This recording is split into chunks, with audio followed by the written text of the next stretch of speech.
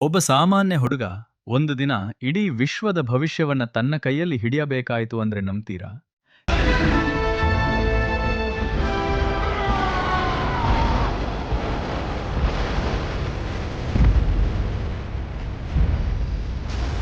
Tony Starc ಕೋಟ್ಯಾಧಿಪತಿ, ಪ್ರತಿಭಾವಂತ ವಿಜ್ಞಾನಿ. ಆದರೆ ಒಂದು ದಿನ ಅವನ ಜೀವನ ಸಂಪೂರ್ಣ ಬದಲಾಯಿತು.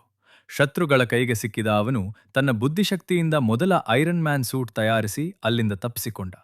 ಆ ದಿನದಿಂದ ಅವನು ಕೇವಲ ಶ್ರೀಮಂತ ವ್ಯಕ್ತಿಯಲ್ಲ, ಲೋಕವನ್ನು ರಕ್ಷಿಸುವ ಐರನ್ ಮ್ಯಾನ್ ಆದ. ಆದರೆ ಅಪಾಯ ಅಲ್ಲಿಗೆ ನಿಲ್ಲಲಿಲ್ಲ. ಲೋಕಿಯನ್ನು ತಡೆಯಲು captain America, Thor, Hulk, black ವೀಡೋ, ಹಾಕಾಯ್ ಮತ್ತು ಐರನ್ ಮ್ಯಾನ್ ಒಂದಾದರು. ಹೀಗೆ ಹುಟ್ಟಿತು ಅವೆಂಜರ್ಸ್ ತಂಡ.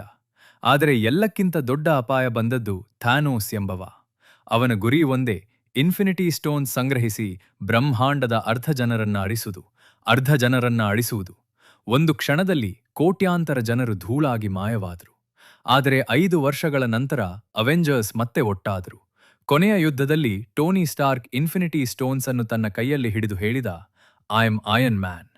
ಒಂದು ಕ್ಷಣದಲ್ಲಿ ಥಾನೋಸ್ ಮತ್ತು ಅವನ ಸೇನೆ ಸಂಪೂರ್ಣ ನಾಶವಾಯಿತು. ಆದರೆ ಆ ವಿಜಯಕ್ಕೆ ಟೋನಿ ತನ್ನ ಪ್ರಾಣವನ್ನೇ ತ್ಯಾಗ ಮಾಡಿದ.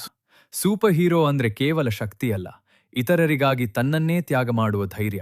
ಅದಕ್ಕೆ ಐರನ್ ಮ್ಯಾನ್ ಇಂದಿಗೂ ಕೋಟ್ಯಾಂತರ ಜನರ ಹೃದಯದಲ್ಲಿ ಜೀವಂತ.